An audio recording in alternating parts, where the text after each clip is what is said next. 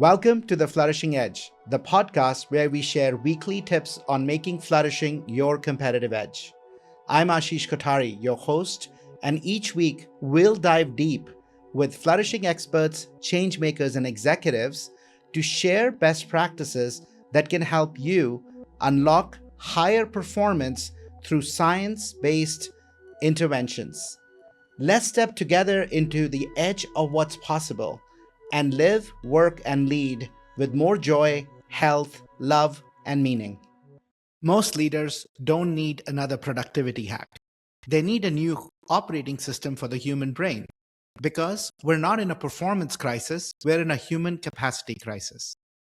Welcome to the Flourishing Edge podcast. I'm Ashish Kothari, and today I'm joined by Crystal Fernando, strategist and executive coach, founder and CEO of Whatbox, and author of Unapologetic Human, a powerful guide to thriving in a world that's faster, noisier, and more complex than our nervous systems are designed for.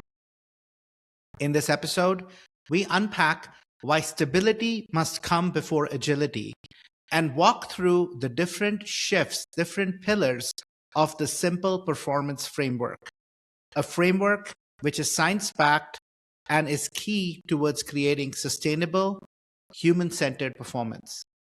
So if you've been feeling busy, distracted, or reactive, this episode will land. Let's dive in. Crystal, it's so lovely to have you on our Flourishing Edge podcast. Welcome, my dear friend.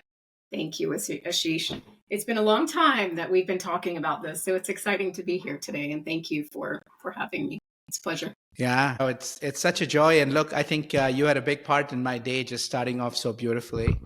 I usually always have a morning practice. I meditate and I do something physical and read, right? Every morning I start my day with some reading. And today it happened to be your new book, which is just absolutely a delight. And so we're obviously going to be digging into that today in the podcast. It's called Unapologetically Human. And it is such a beautiful book. It is such a beautiful book. Rich storytelling, but combined with really practical approaches for us to thrive in this increasingly volatile, uncertain, complex world. Thank you. That means a lot. You were one of the first people I talked to when I was thinking about even writing a book. Do you remember that? And I feel like it's a full circle moment. You're my first podcast and the book launches in a few weeks. So I'm excited. Well, will be launched by the time we publish this. So that's exciting. And it's meaningful for me to be full circle back with you. And I'm very grateful for your friendship, mentorship, partnership. It's been great. Thank you. Thank you, my friend. So look, I want to start with, your opening, the human capacity crisis. And you open with the idea that, we are living fundamentally through a human capacity crisis, not just a performance crisis. So unpack that for our listeners. Yeah, sure. It's funny because I used to do pre-COVID, I did talks about performance and I would talk about this perfect storm of underperformance. And it's the idea that you have constant connectivity on the brain, you have rising complexity, and it's coupled with uncertainty and constant change, and also stress and anxieties on high. And what I didn't fully understand when I was having those talks initially was the brain story behind that.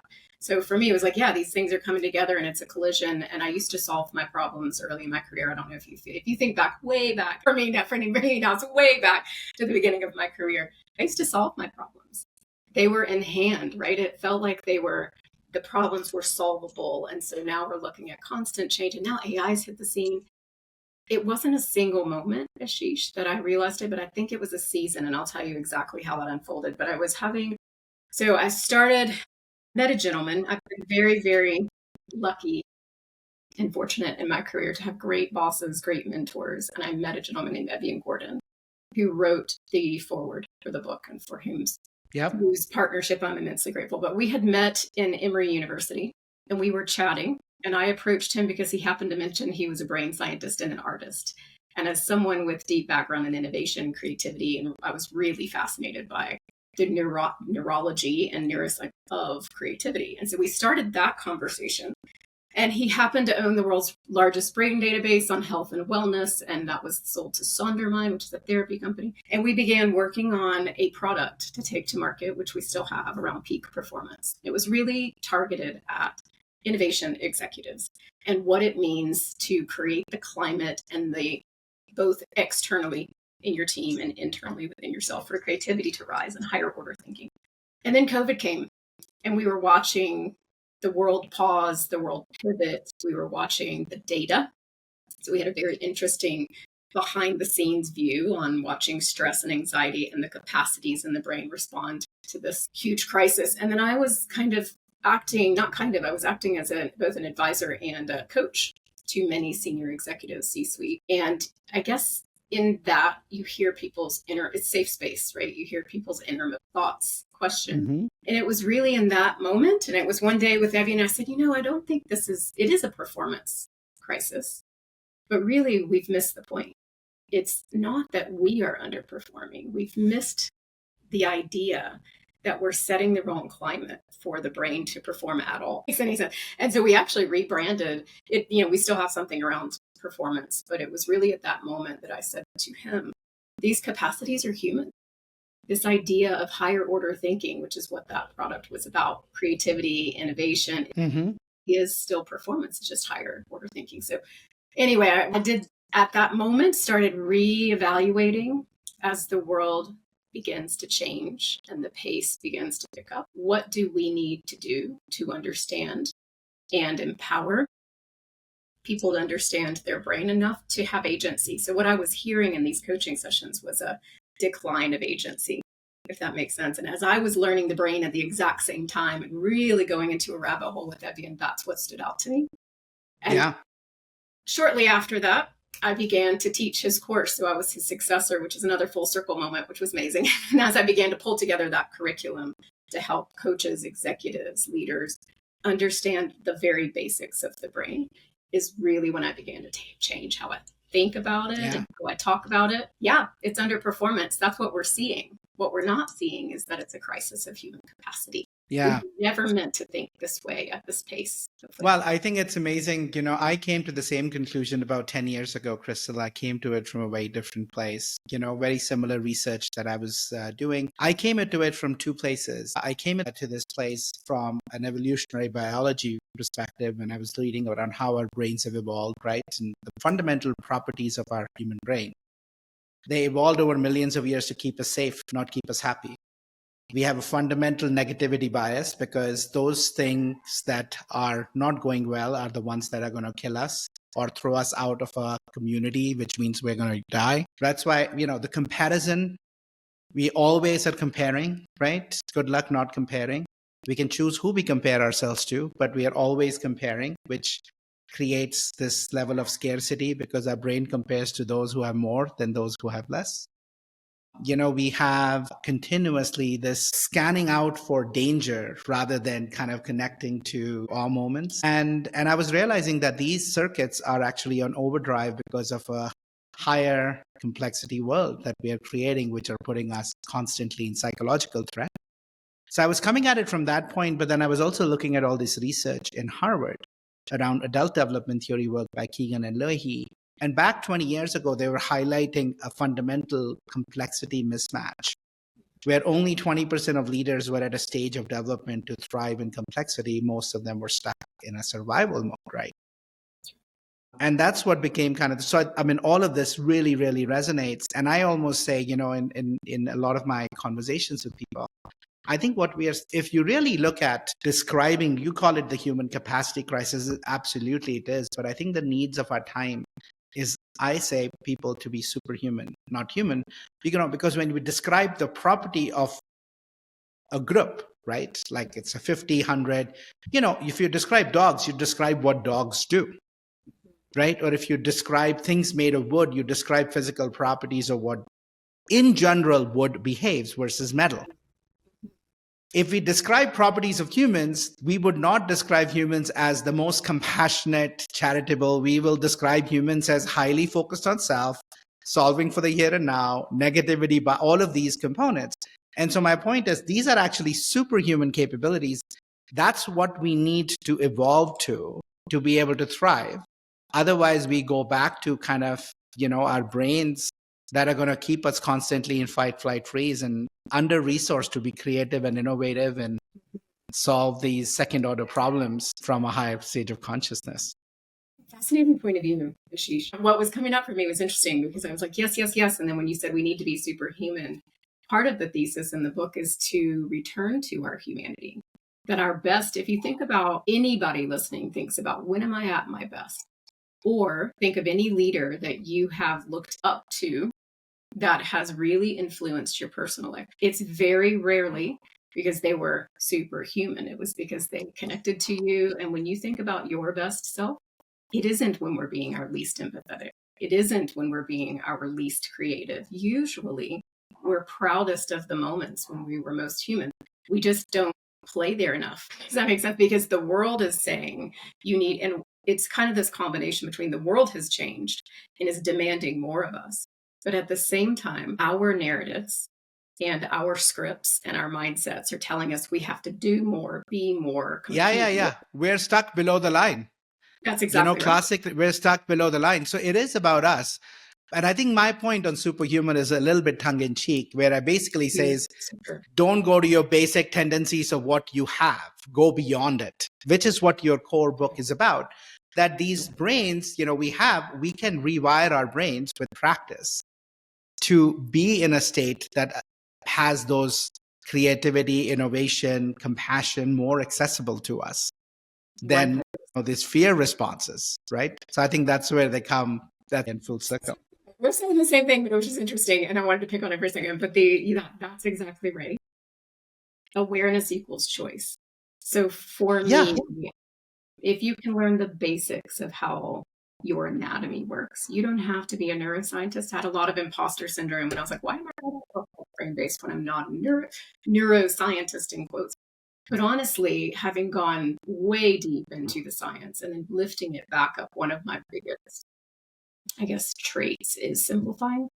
I mean, you don't have to know how your engine of your car works, but you sure as heck need to know where the key goes, where the gas goes, how to drive it, how to steer it. And I don't know about you, Ashish, but I wasn't taught that in school.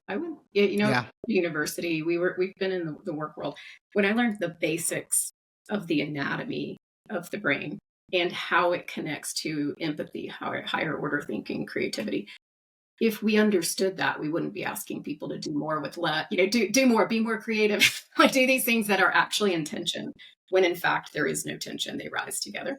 So that was my passion in doing this work, was to illuminate some of that, simplify it. I love that. Go into the depths of it, but understand it enough to simplify it without it being simplistic. So hopefully it was one of my teachers that I follow, I love his work, is an Indian mystic by the name of Sadhguru. He actually wrote a book called Inner Engineering. And his whole point was, you're the most complex walking, talking human computer. What we are able to do, no computer can do. That's right. When you get a new laptop, a new car, a new equipment, the first thing is you read the user's manual. And his invitation to people is, have you read the user's manual on how to use it? And how to take this complex chemical factory that resides in our body, this unbelievable imagination to be able to explore different futures, this vivid memory, right? The ability to be able to take in all of the kind of imagery and make sense of it. But most of us are not taught how to actually use this unbelievable equipment. That's why he created a course called Inner Engineering. A lot of his work is around helping people reconnect to our own core rather than based on the programming of the external world that we actually start to operate from. I love that. I think I've used that metaphor, and I'm not familiar with this work, so I'll go find out for sure. But we don't. He's brilliant. He's brilliant. So look, let's get into it. I want to start with your chapter on your introduction, right in the human capacity crisis. Mm-hmm. You shared this powerful story, which I've seen play out so often in different versions. You said, you were nominated for best dressed at school, but you came home and you have nothing in the fridge to eat.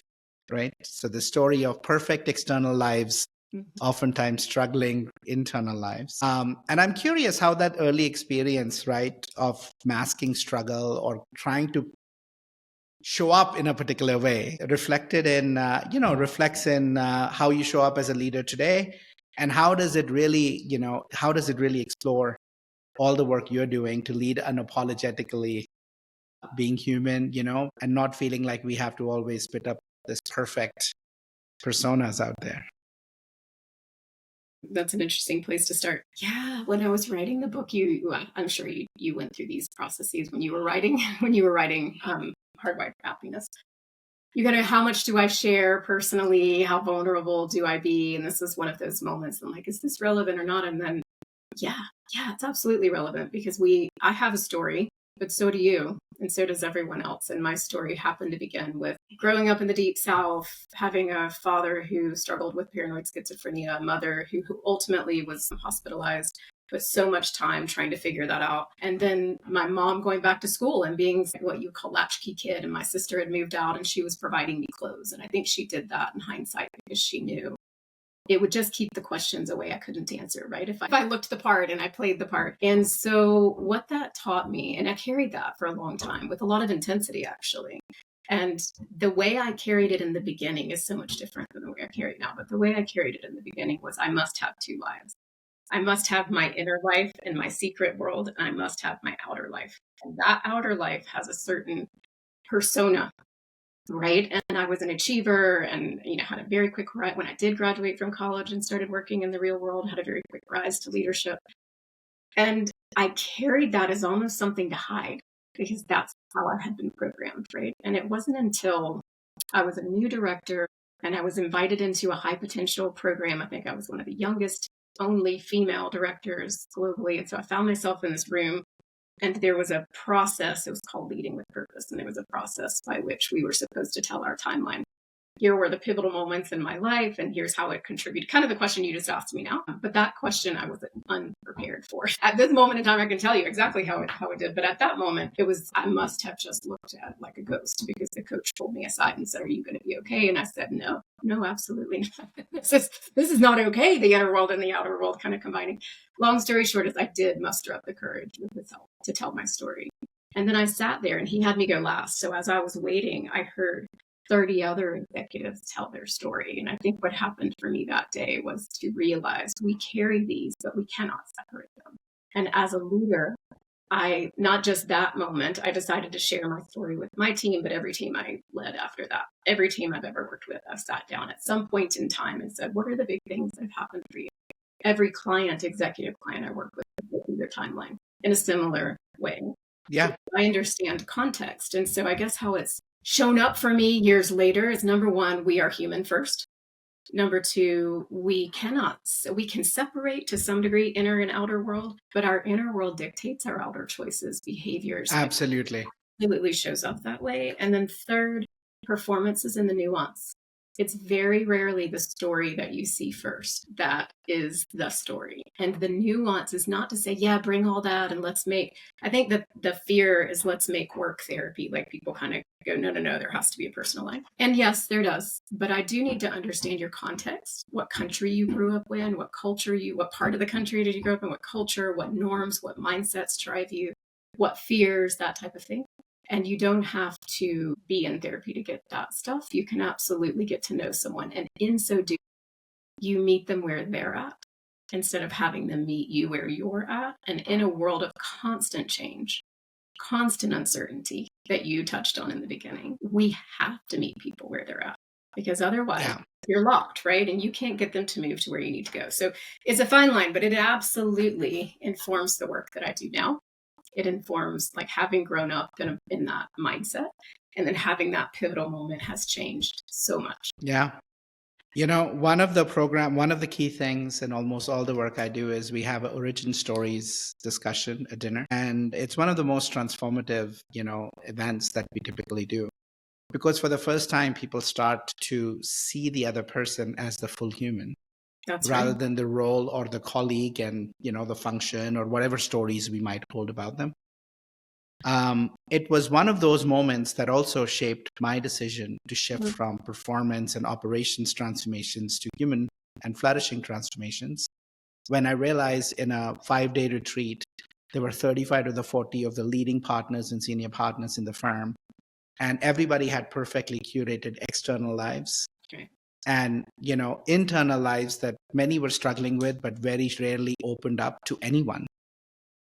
And recognizing that and recognizing how much load people are carrying and how that is shaping or harm, either is accelerating performance, but at a huge burnout cost, or actually holding them back from being able to perform because they're putting up all these external kind of armors that is leaving this beautiful humanity of theirs to show up, right? So it's robbing them in one shape or another.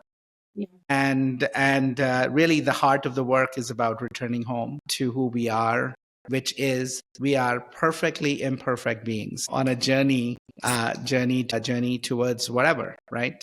Better self, right? Our better self, whatever that means. So look, another concept, so very much synced up, and it's beautiful. Like I thought I knew you, Crystal, for the last 2 years, but I think I know you so much more through these beautiful stories that you've shared in the book. Thank you, Ashish.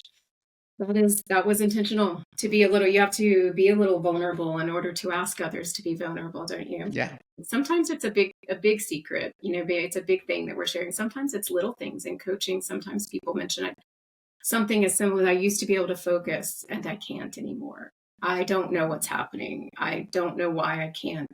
I'm constantly busy. I had a client that we both know and share and adore.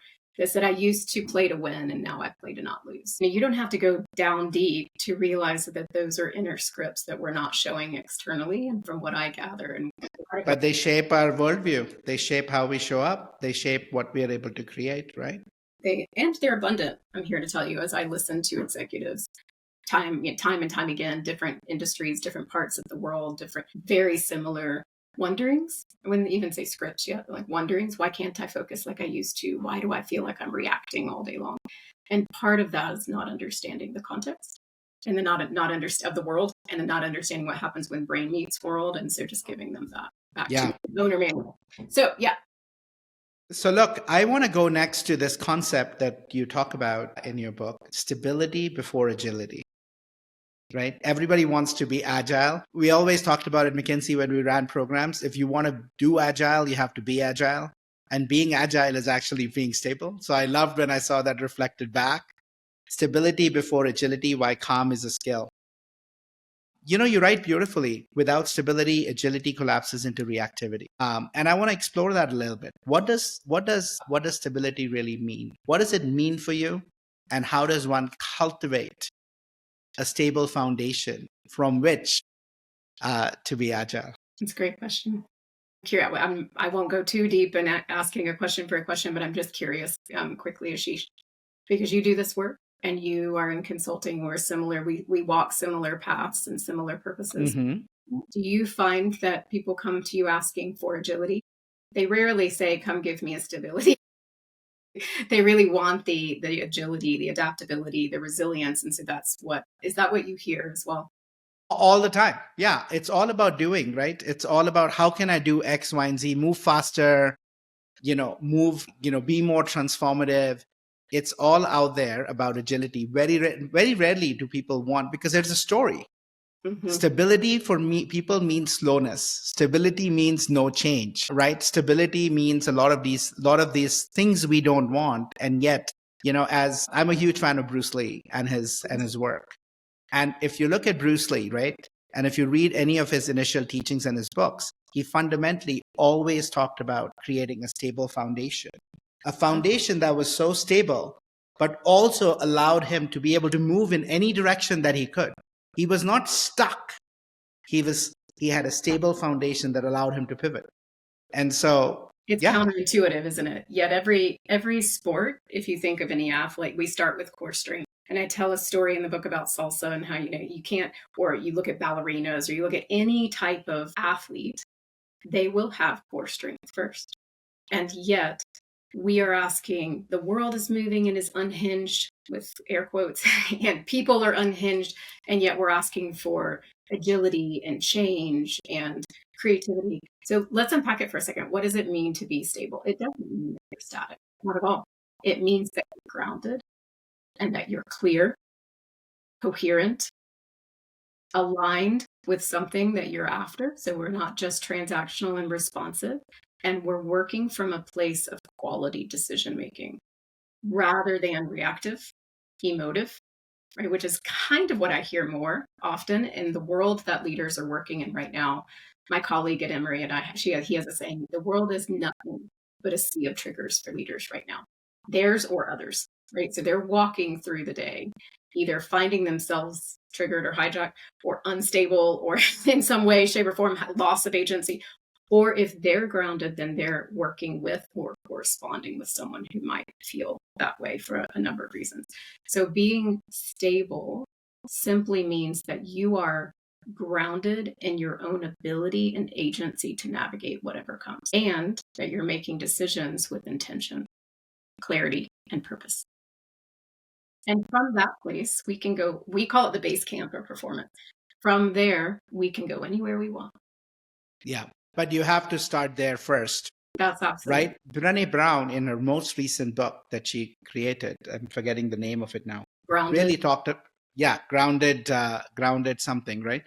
Really starts from that. She tells the story of her core. She was playing pickleball and how she was like stuck up, and she said, no, where's your core? Find your ground, right? Find your ground. I think that was kind of became a core part.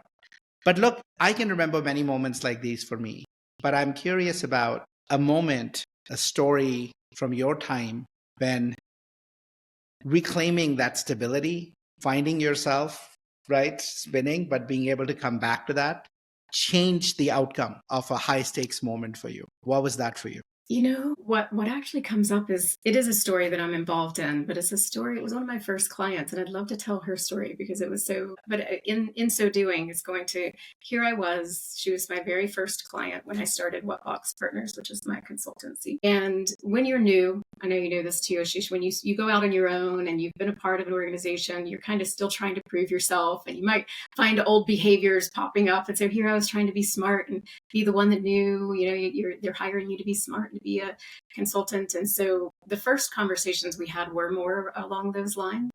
And as I got to know her more, she was the president of a very large organization, and she was busy. I'll just put it that way, busy all the time, right? And I noticed that a lot of our conversations would go into transaction mode, right? Part of it, the role that I was playing, part of it, the role that she had kind of assumed. And if you asked anyone on her team, and this was pre-COVID, so we were like, ride the elevator and say, Ashish, what are you doing today? Everyone would go, oh, I'm so busy, busy, busy, busy. I'm busy, busy, busy. They never talked about the outcome. And I would go, why is that? What's that? Why is that important? Tell me about that project. But the instinct and the first go-to was, I'm so busy, right? So I asked her a little bit about that. And as we began to get to know one another, dug in a little bit deeper and realized that it wasn't just something that she had assumed herself. She had created a climate of busy. It was spilling out of her, if that makes sense. And it was becoming the cultural norm. And it wasn't what she intended at all. It was really, and she was struggling with some health concerns and realized, like, oh my goodness, I was a bit overwhelmed with not just that I was doing this to myself, but the responsibility she had. So we architected a retreat. It was her top 30 leaders, and we had some moments of silence and stability and lots of conversations leading up to that retreat that were less about the agenda, less about the thing we were going to create or the decision that we were going to make. And it was more about the shift. And so a lot of the work I do, I kind of focus on what's the from to. And as you read the book, you'll notice every chapter has a from to. There's a counterintuitive, really easy, but maybe not your obvious shift from one thing to another as you read the parts of the framework. And her shift was, I want to move from being busy to intentional. And I want to create a culture that is no longer busy, but is intentional and human. And anyway, long story short, she began by standing up in a moment of clarity, led to a moment of courage, where she stood up and said, I am not healthy. I am busy. I'm not doing okay. And I realize I've done that to you, and it stops here and now. And we gathered everyone's phones at the beginning, and we spent 3 days architecting, with her kicking off with that clarity of message, right? And 3 days with her top leaders, not just saying, hey, I want to do this, but how? How are we going to do this? What is it going to look like? What is it going to feel like? What are the moments that are going to happen? How are they meaningful? And we went from that at the end of those 3 days with truly, Ashish, that's not my work, that's her work. that was her courage coming through. So the story I tell is really about her, but it was also about me realizing that, gosh, this moment of transaction became very human and very impactful when she stood up and had the courage. So clarity does lead to courage, and said, this is not what I want. This is never what I meant to create. So we spent those 3 days. At the end, her team was crying, hugging. It was meaningful. They were thanking her. And we went from those 30 leaders to her top 300 and then rolled it out throughout the cultural transformation from there. But it started from a very, very grounded. This conversation is brought to you by Happiness Squad, where we help leaders build new mindsets, new habits, and transform their ways of working to truly flourish. If you're ready to unleash the untapped human potential in your organization and operate at your best, come visit us at happiness.squad.com and start your journey today. Place of clarity. Hopefully that helps. But that's what came up first when you started to say, tell me a time when that really mattered. It was so incredibly powerful to watch in a short period of time. What a critical and pivotal difference. And then performance followed, for what it's worth. So I tell that story, very human story, but honestly, performance followed. It doesn't mean that you're doing more. It means that you're doing less, more meaningfully. And so they helped. It really began was the path of being really clear, and engagement scores rose, performance rose. It's really the after effect of creating the right environment. The rest of it followed. Yeah, well, there are many companies who can benefit from that, right? They constantly inhabit a culture of busyness. So if you are listening to this and like your standard response when somebody asks you is how are you is busy. Absolutely. I think that just recognize what you're creating for others, what you're creating for yourself, and from where you're operating. Busyness, as a dear friend once told me, busyness is a form of laziness. Mm-hmm.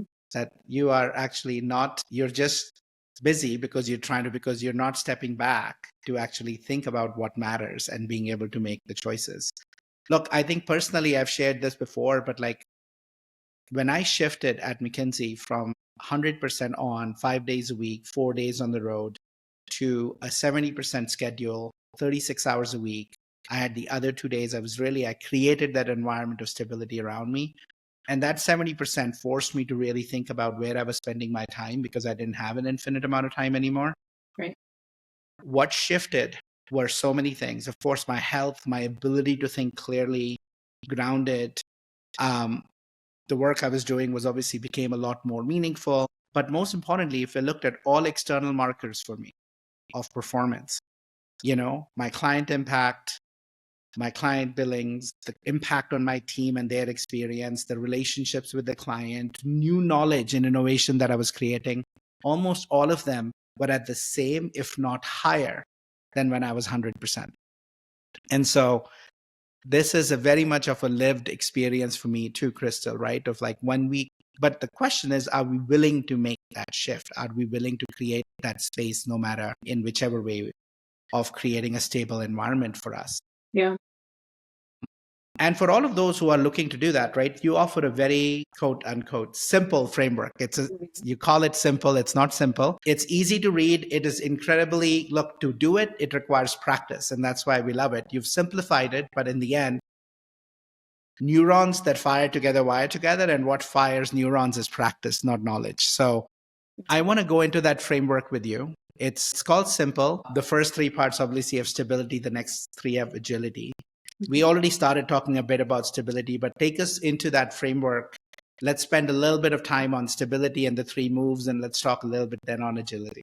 Sure. So I'll backtrack for just a moment to put the pieces together, Ashish, if that's okay. So it does start SIMPLE. S is simple for safety, intention, and mindset. So the SIM is safety, intention, and mindset. And with each part of the framework, it's probably important to say how it became a framework.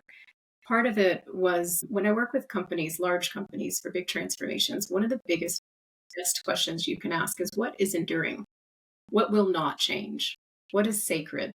Tell me about the history before we go to the future. So, right before we start telling people how things are going to be different. And in so doing, it kind of led me to ask the question, well, as the world changes dramatically now, especially, and that we started this book well before AI kind of hit like a tidal wave, like there was enough change, and then we've added the AI component as well. And the thesis was, what will not change? And so we went through a very rigorous process to look at all the different strategies all of the different things. And it was also a bit of a frustration for me to when things are, you can go really deep on any one of these 6 parts of the framework. There are multiple books just about safety in the brain. We wanted to make sure that we could integrate. So as I was working with my colleagues and with Evian around the brain, and then we have some other designers, therapists, different, and then testing it real time in the real world, I wanted it to be practical, applicable. This is not academic. This is real world in the trenches. This stuff works kind of thing. And also deeply vetted. So it isn't new research. We're drawing upon a wealth of research, and it had to be enduring, not for one change, but for 15 changes. And then lastly, it had to scale. It starts with you, expands to teams, goes to entire systems and organizations. So with that in mind, then we kind of looked at it, and one day, it just, honest to goodness, we did not cram it into an acronym, or I didn't. That was simple. It sort of emerged, if that makes sense. And so we're like, wow, that's really interesting. And then the first part of it, as I began to study it, the first 3 were really about getting grounded. And then the last 3 were really about new skills to navigate with power and grace. So that's what we've done. And then each chapter has a from to shift. So the safety, which we've talked about, and the brain science behind that really starts with your stability and how that stability is a contagion. So one thing leaders do is they're either going to show up grounded, clear, calm, or they might be late to a meeting, stressed, manic, unfocused, and whatever you bring is the weather. And you've now set the climate for everyone, especially if you hold power or title, right? If rank, even though I know a lot of leaders don't want that or realize that, but that is absolutely the case. Intention then gets into, so the first chapter, safety, is really around how do you ground yourself?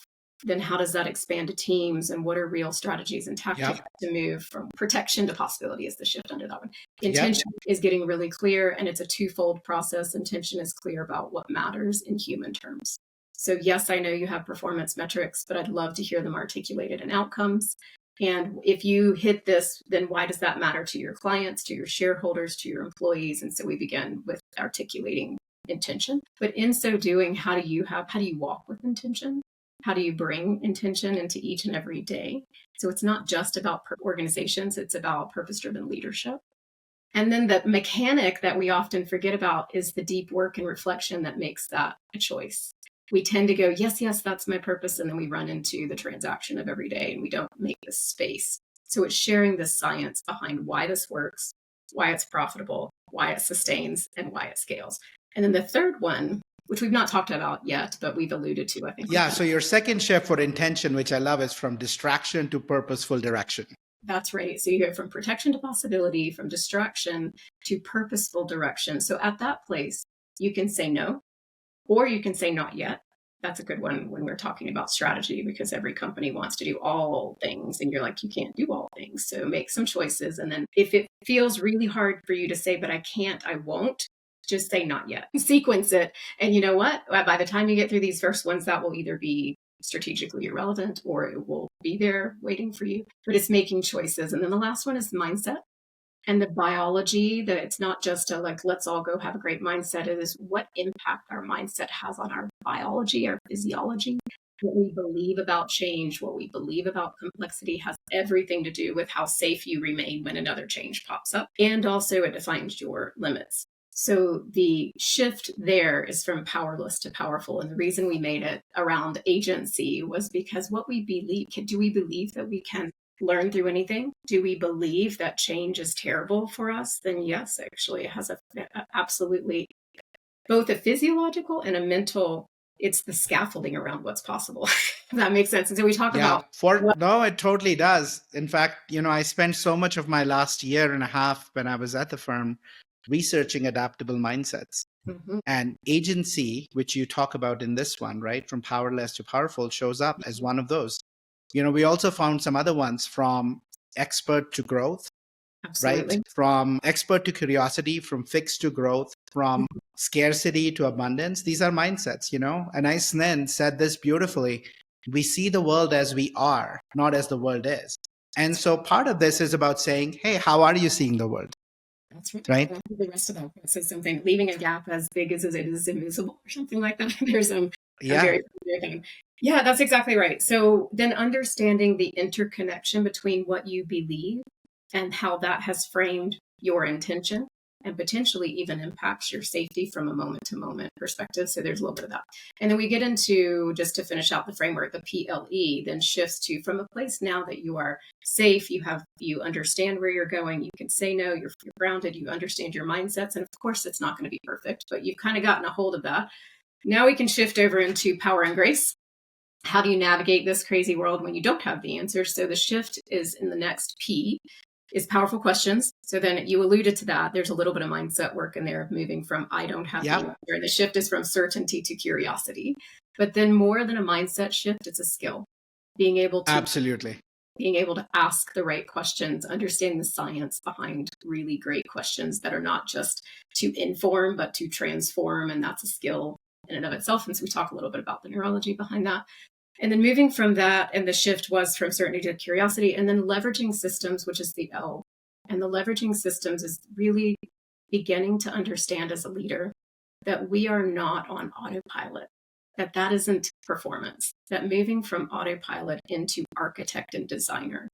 So a lot of the science around habit meets systems thinking, and how do you create systems that sustain? And I wrote a post recently about Machu Picchu and how, like, if you look at these really ancient cultures that sustained, they did not do stuff for the quarter. Sometimes it took generations to build these things, but they built them to last.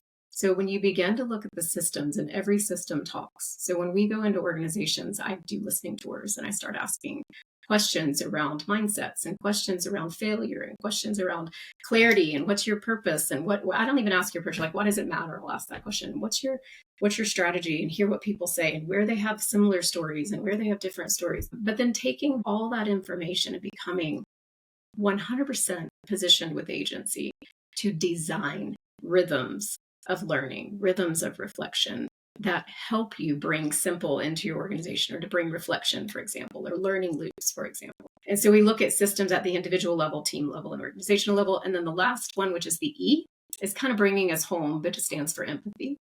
And beginning to, and empathy can be misperceived as soft, like everybody's, nice, empathetic culture, which I know, Ashish, you would endorse. It's so much more than that.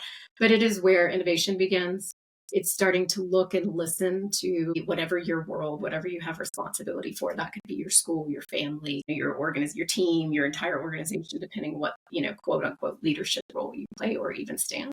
But when we begin really understanding what matters to people, and we design for that, and we listen to whether that design happened, and we speak in terms of experimentation, then we point everyone towards, and then we attach that empathy to our intention, going back to the beginning, right? Around how do we show up, why it matters, what are we after? Then we stop all of the noise, if that makes sense. For me, this separates signal from noise. What does it matter? What are we doing? And how can we use that as our lens for human leadership? And it isn't niceness. Sometimes it means having really tough conversations. Absolutely. And in spirit of and service of the bigger picture and your values and what you stand for. So you can skirt conflict, or you can stand strong and stable and clear and yet compassionate and kind. So in the last chapter, we also talk a little bit about the science of empathy and why it is the first thing that goes. Why is reflection and empathy? Like, reflection is your rearview mirror, and empathy is kind of like, where are you going? Like, how are you? The context by which you are existing in the world. And the science behind that is interesting, because when we Tell me more. And stressed, I was going to say, when you're hijacked and stressed and you're working, so back to the beginning chapter around this is an ecosystem.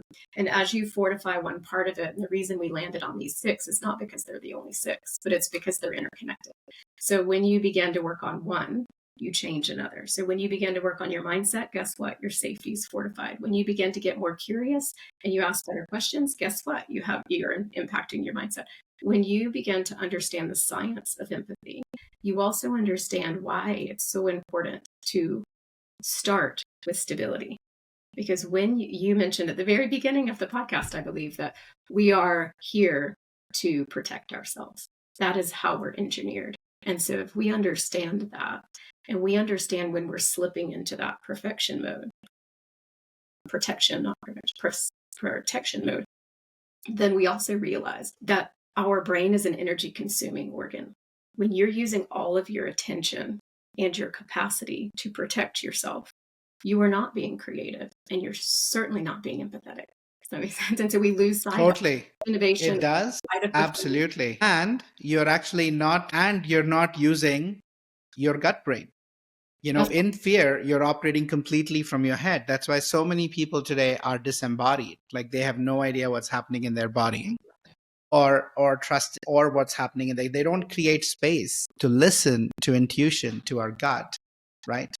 Which now also all the research is showing around how valuable that is and how much actually more of the thinking and kind of intuition comes from here, from our gut.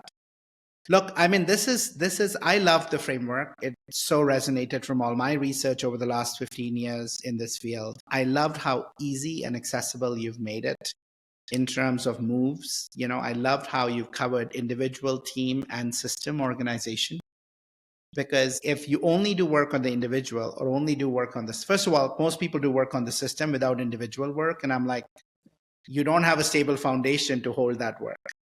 Or if you only do individual work, you don't have enough system intelligence to be able to change the context in which this work can actually take root, right? You go to a retreat, you come back, nothing happens. Nothing happens. In fact, you get frustrated and you actually leave. Most people leave, right? Many people go to CCL retreats and they leave because they're like, oh my God, I'm enlightened, and nobody else wants to change. So I love how each of these are beautifully integrated. Crystal, I want to go to your salsa story because that salsa story talks about another important concept as we think about this work is most leaders, if you ask them how important it is for you to be in control, many people will say, yes, I have to control everything. And yet we know that complex systems can't be controlled. That's the whole fundamental nature. Effect and cause can only be found out after the fact because they respond differently depending on the situation, the person, etc. And implicit in that is really this learning to let go. And your salsa story beautifully brought this to life around how by letting go, you could actually flow and do so much more. So bring that to life for us. Yeah.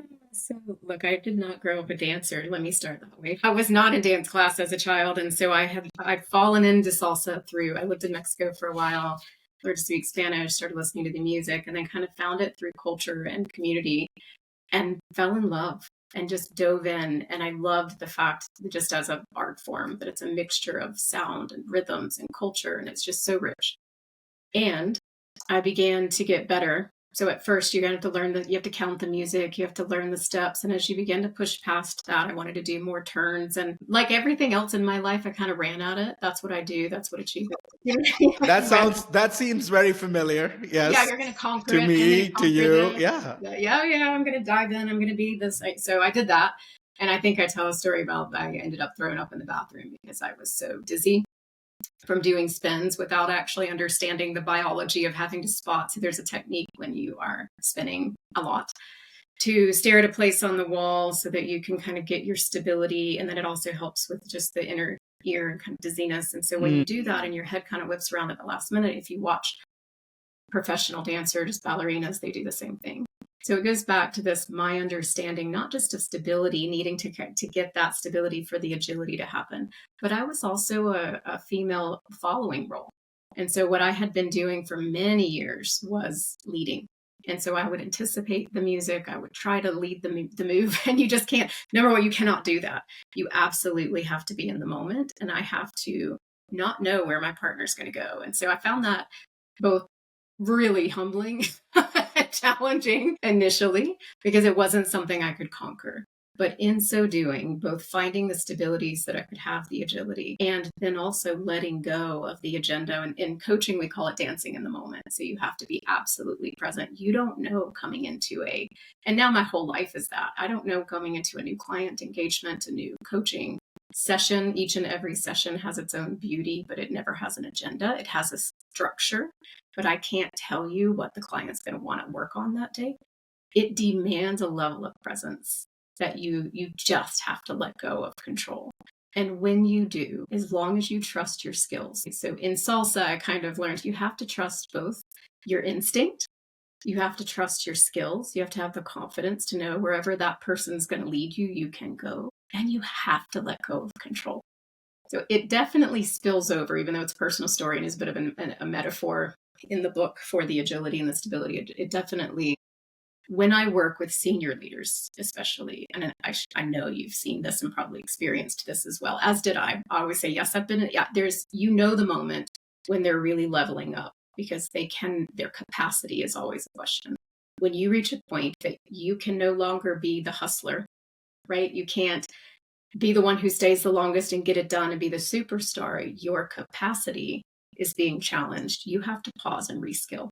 Does that make sense? In the world right now. It totally does. So it happens in leadership. It happens to all of us. There was a moment where we said, oh, what's got me here is not going to get me to the next stage. And the world is at that moment. We are at capacity. We have to stop and reskill. So anyway, it's a lot. There's a lot packed into that little story. And it's a little bit of a window into me as well. I love culture. I love music. I love dance. So for me, it was one of the first times I can tell you I found flow. And we talk about flow in the book too, which we won't get into right now. But when you do feel that, it is effortless. It is timeless. It's delicious, right? And it makes you want to come back to it. So when I work with leaders, helping them find flow so that they can value it, like that delicious moment. Did you see how clear that was? And then right after that, or let's say right after a certain priming routine, did you see how clear you were? Do you see how effortless that was? Then why is it that we're grinding the rest of the day? Because absolutely. Your highest quality moment, right? Well, I think, our intuition tells us, and all of our mindsets and all of the world's wiring has told us, try harder, push the gas harder, when in fact, you're just going to spin. Yeah. It's actually counterintuitive to slow down. But anyway, so Ashish, that's a bit of the story and the backstory. Hopefully that answers your question a little bit. Yeah. Well, and I think the reality is most people, I was the same way, Crystal, right? I operated for the longest time from wanting to control the outcomes, the quality. It was all about, right, how could I do it? And I was a miserable manager for a long time till I learned to shift that, right? And by the way, you talked about from protection to possibility, and you said, well, protection, perfection. My way to protect was to be perfect. That's right. It was a seed that was thrown very early in my life where I was like, if I have to be safe, I have to be loved, everything has to be perfect. That's exactly. And I'm going to control everything I can to make sure it's perfect. But for me as well, when I learned the art of learning to let go, right, where you focus on the actions, but like from an outcome, you're not so tied to it, everything changes. I work a lot of the US Olympic bodies and almost every one of the athletes, right, if you will. I work mostly with the governing bodies, but you hear it all the time with athletes time and time again. Once that ball is out or once that hit is made, you go back to the next hit, the next ball, the next turn. You're not kind of looking in the past. You're not looking in you're just saying what's coming up for me, and you continue to move. So it's a key skill, especially today, in today's world where change is the only constant. In fact, even what's not constant is the pace. The pace is going up. Right. You can't have old state organizations trying to control the results, right? You have to be able to democratize. You have to be able to empower. And that's where purpose becomes really important. You have to be able to create that level of stability so that people can be agile and people can move fast. We don't have time for that direction to go all the way up and for it to come down. That's exactly right. We're all dancing in the moment a little bit, aren't we? And I forgot to say the last shift. So we went from curious to, from certainty to curious with systems. We went from autopilot to architect. With empathy, the last shift was from superhuman to human. So we cannot expect the same thing from our brain and from ourselves, really. And it is that moment in leadership. We should start a high achievers recovery club. Totally. We did identify with that. And so many of my clients would say the same thing. At some point, we've said busy equals value. That's the mindset, right? In order for me to be busy, I am valuable. In order to be valuable, and then I have to be valuable to be loved, to matter. It's a very simple, like 1, 2, 3, 4, right? That's right. And I know we could talk about that, and we will, I'm sure, talk about that more after the podcast. But the idea here is that you are not alone. I've been working for years. I say I lead on the edge. I've always led on the edge of whatever's next. So I started in the .com era. as a consultant for many years, spent the rest of my days in innovation. So I've always kind of lived on the edge of whatever is possible. And it's uncomfortable, but it's full of hope. That makes sense. And I feel like this particular moment in time, the framework will always endure because and we've made sure of that. Yeah. So whether it's this moment or the next moment, these are human truths that you can rely upon. And they are integrated. So when you work on one, you're improving the other, and they will sustain and scale you. So it's a bit of the stable scaffolding and the signal between signal and noise. However, if we do it right, to me, this moment is not about being replaced. It's about released. So the big picture here is returning back to the very simple core mechanics of what make us human and why we innovate to begin with. So we've sort of lost the plot, if you ask me. I'm completely lost the plot. And our internal narratives, and so everything that you said around, well, I believed this. Of course you believed that, because we grew up in a world where maybe that was true. Maybe working harder and grinding harder and fixing the problems and, like whack-a-moling them worked. But the capacity of those, like the absolute volume has changed. And our capacity to continue that is in challenge. It's intention. I'd say that's what I'm here to say. Is like, it's not just what for leaders anymore. And that was the big revelation at the beginning of the call when we were saying, yeah, the moment. And I said, you know what? It wasn't that, yeah, we were designing this course for peak performance because quality thinking and creativity is highest order thinking, but the mechanics are the same. And the world is calling us to be more creative, to be more human, to be more adaptive, to be more agile. And in order to do that, we're going to need to reskill, regroup, and retool our strategy, so to speak. So hopefully this is, I don't know, I offer it to the world as a moment of, here's some work and the stuff that I've done in my career. Hopefully someone will find it helpful. But I assure you, Ashish, your work and my work are very aligned in our goal in the world. So yeah. Well, listen, I only got into it today. I know what I'll be doing over the next couple of days is really savoring each of the chapters of the book. So in closing, becoming unapologetically human, what are one or two small, brave actions you might recommend? I can add a third one. Go get a copy of Crystal's book when it comes out. But what might be one or two other actions that people can, this week as people start to slow down, at least in the US a bit, Thanksgiving, families get together. What might be one or two practices that you invite people to just questions or practices to tune into to start to create that stability in their life? I'm going to take a leap and assume that many people, maybe not all, many people who will listen to this feel like they're at capacity. And so I want to speak to those people first, right? If you feel like I have not a moment in the day and I get up and I am on all the time, part of my message to you is act against those instincts and and you mentioned you do this and I do too, Ashish, and it is invaluable. I have small children. My household never sleeps. As soon as they're up, it's chaos all day long, and I until bedtime. So I have started cracking open a very small amount of space in the morning. I've been doing that for years. I do gratitude practice. I read. That's when I learned. But I'll tell you what, I do not pick up my phone. I don't read I do not get on technology. I spend some time reflecting. And it's something that I work on with many clients. You don't need an hour. You need 3 minutes to start with. That's it. 3 minutes of you are awake. Maybe you're drinking your coffee and you put the very last sip on the table and you sit for 3 minutes. You may breathe. In time, I like to teach them priming techniques and kind of brain related strategies. But even so, today, if you're listening and you don't know those yet, you haven't read the book yet, the very smallest thing you can do is ask yourself 2 questions. How do I want to be today? How do I want to show up? What's on your calendar? What would that look like if you're your best self? And what is your most meaningful move? And when you ask it in that way, it isn't about, I've got to be here, I'm busy, right? It kind of replaces the I'm going to go through the day on autopilot and shifts it back into your intention. With time, you crack open that little space and you feel the dividends of the intention that creates.